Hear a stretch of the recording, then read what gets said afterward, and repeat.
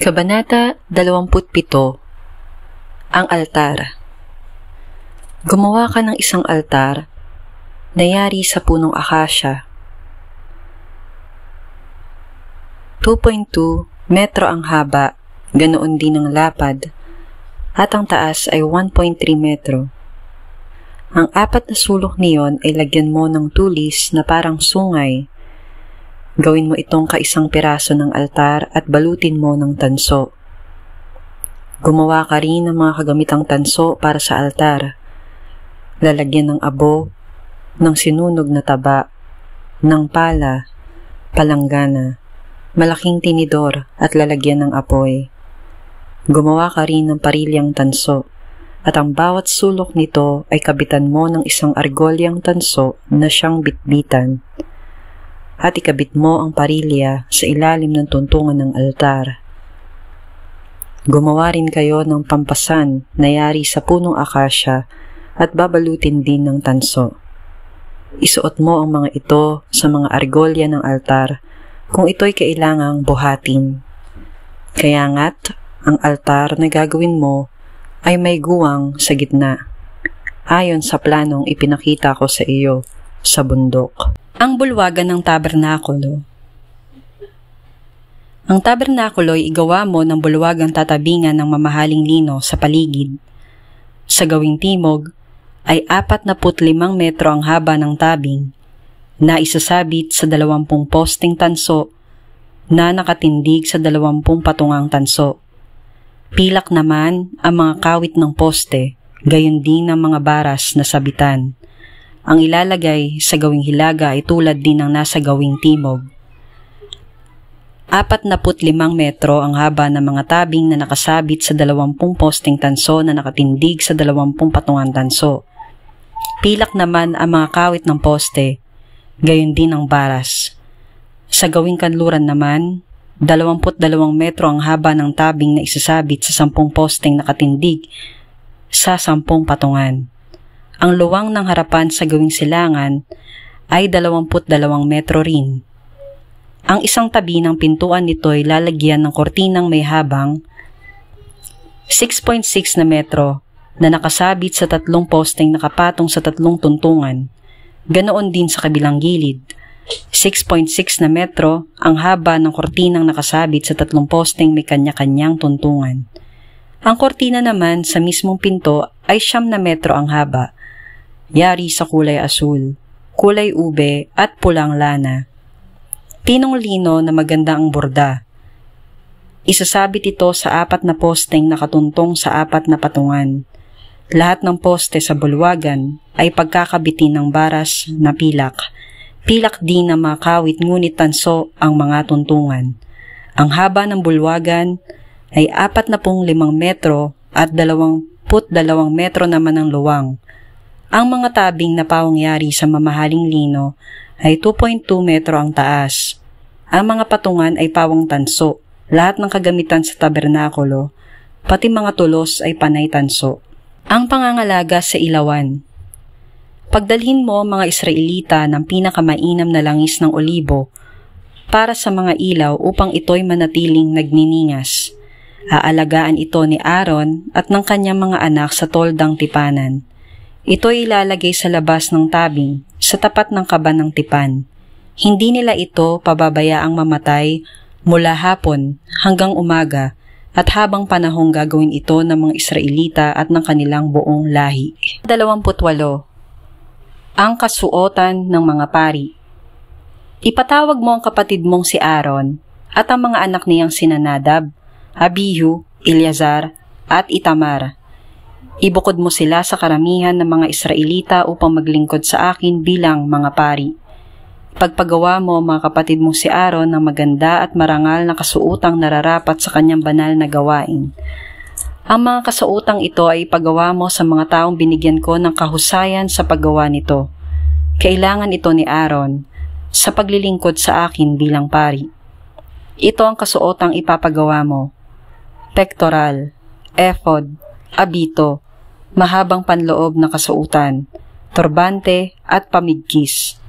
Ipagpagawa mo ng sagradong kasuotan si Aaron at ang mga anak niyang lalaki upang magamit nila sa paglilingkod sa akin bilang mga pari.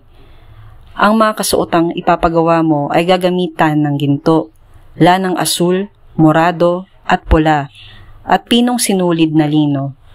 Ang ephod ay gagawin nilang yari sa ginto, lanang kulay asul, kulay ube at kulay pula, at hinabing telang lino at bubordahan ng maganda. Palagyan mo ito ng 2 tali sa balikat na siyang magdudugtong sa harap at likod. Kabitan ito ng pamigkis na yari din sa ginto, lanang asul, kulay ube at pula, at hinabing telang lino. Kumuha ka ng 2 batong kornalina at ipaukit mo roon ang pangalan ng 12 anak na lalaki ni Israel. Tig-6 sa bawat bato ayon sa pagkakasunod ng kanilang kapanganakan. Ipagawa mo ito sa mahusay na platero at ipakabit mo ito sa lalagyang ginto. Ikakabit ito sa tali sa balikat ng ephod bilang tagapagpaalala sa 12 anak na lalaki ni Israel.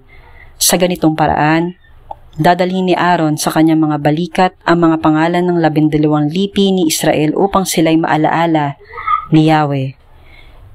Magpapagawa ka rin ng 2 pang patungang ginto at 2 nilubid na ginto na ikakabit mo sa 2 patungan. Ang pektoral.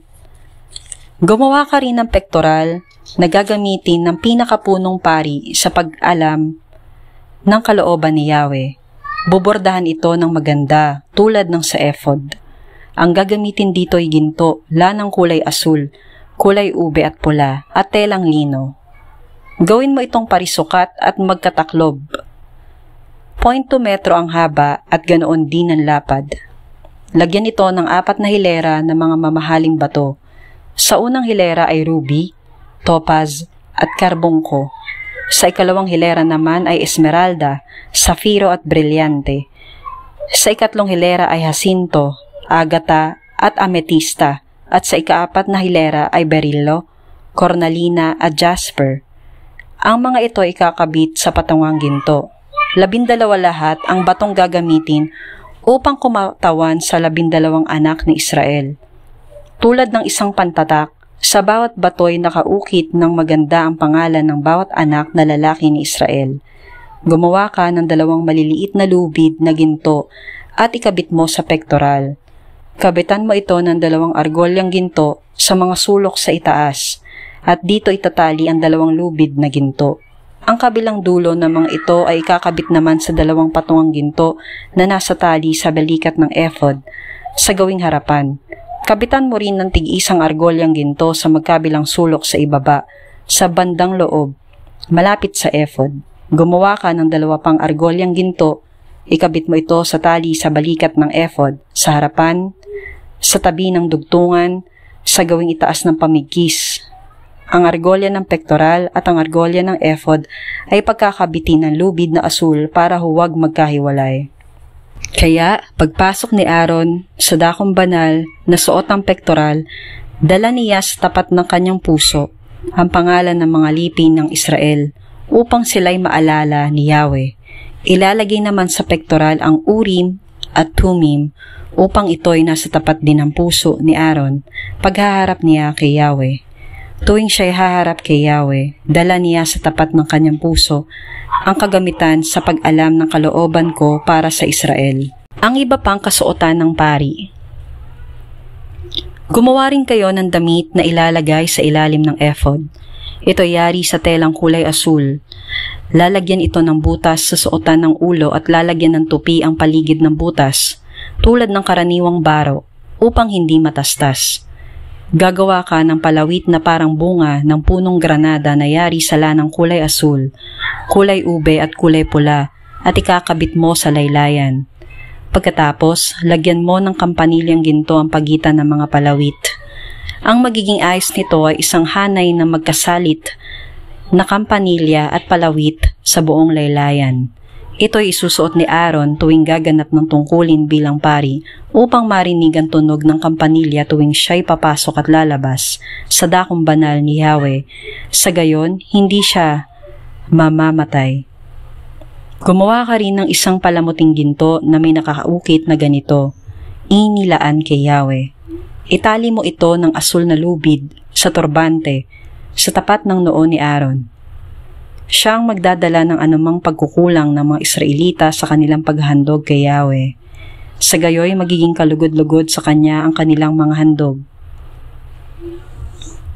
Ipagpagawa mo si Aaron ng mahabang panloob na kasuotan at turbanteng yari sa telang lino at pamigkis na bobordahan ng maganda.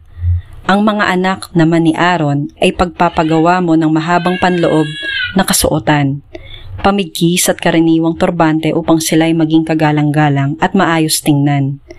Ipasuot mo ito sa kapatid mong si Aaron at sa kanyang mga anak na lalaki. Buhusan mo sila ng langis. Italaga at ilaan sa paglilingkod sa akin bilang mga pari. Ipagpagawa mo rin sila ng linong salawal na hanggang hita para hindi makita ang kanilang kahubaran.